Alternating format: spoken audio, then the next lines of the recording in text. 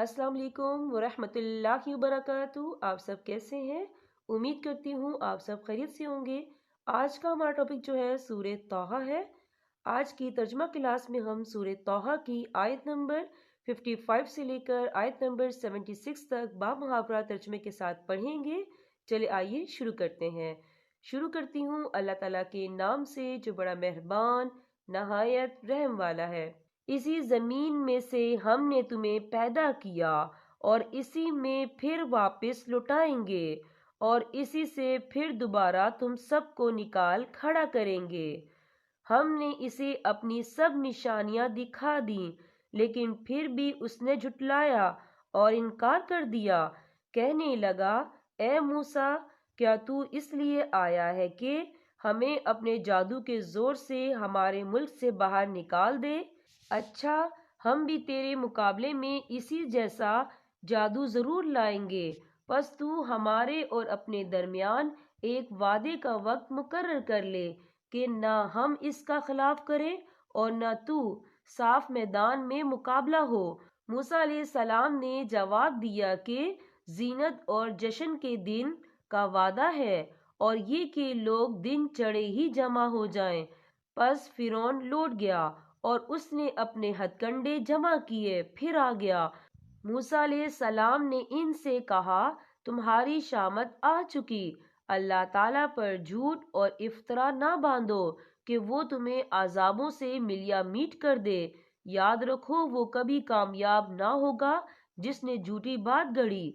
बस ये लोग आपस के मशवरों में मुख्तलिफ राय हो गए और छुपके छुपके मशवरा करने लगे। कहने लगे, ये दोनों महज जादूगर हैं और इनका पुख्ता इरादा है कि अपने जादू के जोर से तुम्हें तुम्हारे मुल्क से निकाल बाहर करें और तुम्हारे बेहतरीन मजहब को बर्बाद करें। तो तुम भी अपना कोई दाव उठा ना रखो, फिर सफ बंदी करके आओ। जो आज गालिब आ गया वही बाजी ले गया। कहने लगे कि ए मूसा, या तो तू पहले डाल या हम पहले डालने वाले बन जाएं।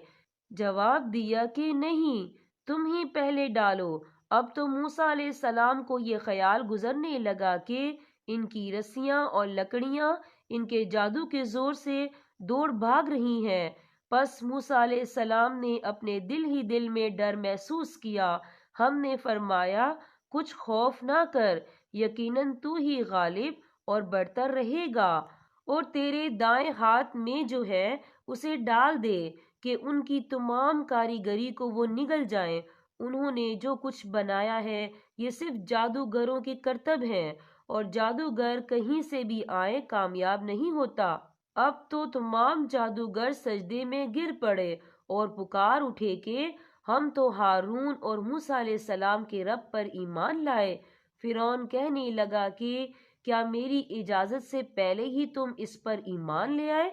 यकीनन यही तुम्हारा वो बड़ा बुजुर्ग है जिसने तुम सबको जादू सिखाया है। सुन लो, मैं तुम्हारे हाथ पांव उल्टे सीधे कटवा कर तुम सबको खजूर के तनों में सूली पर लटकवा दूंगा और तुम्हें पूरी तरह मालूम हो जाएगा कि हम में से किसकी मार ज्यादा सख्त और देर पा है।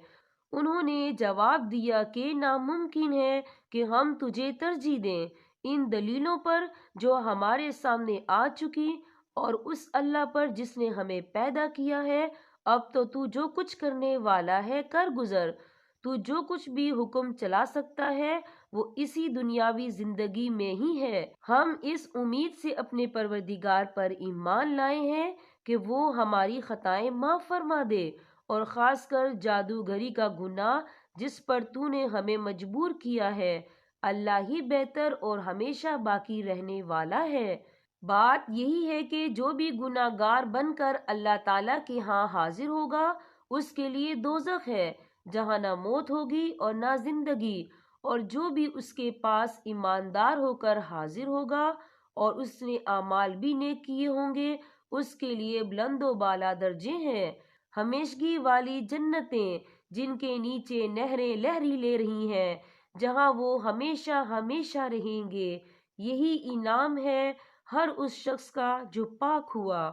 यहाँ पर हमारे सबक का इख्तिताम होता है। ان آیات سے ہمیں جو سبق حاصل ہوتا ہے وہ یہ ہے کہ اللہ تعالیٰ نے انسان کو دنیا میں آزمائش کے لیے بھیجا ہے تاکہ ہم اللہ تعالیٰ کی عبادت کریں اور ان آزمائش پر ثابت قدم رہتے ہوئے نیک عمل کریں۔ دیکھیں، شیطان جو ہے انسان کا کھلا دشمن ہے، وہ انسان کو وسوسوں میں ڈالتا ہے، عجیب قسم کے وسوسوں میں ڈالتا ہے تاکہ ہم اللہ تعالیٰ کی عبادت نہ کریں۔ تو اس سے بچنے کے لیے جو ہے ہمیں اللہ تعالیٰ کی پناہ جو ہے بے حد ضروری ہے۔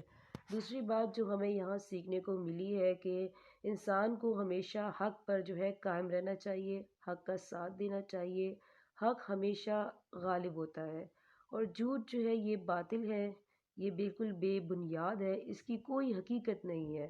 جھوٹ کا سہارا لینے سے بہتر ہے کہ انسان سچ بول لے۔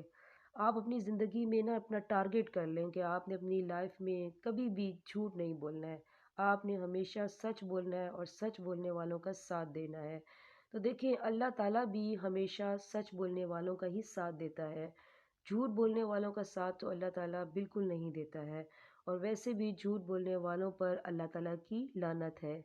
میں نے تو ان آیات سے یہ سبق سیکھا ہے، آپ بھی مجھے کمنٹ باکس میں بتائیے گا کہ آپ نے ان آیات سے کیا سبق سیکھا ہے۔ اب میں آپ سے اجازت چاہوں گی۔ اللہ حافظ۔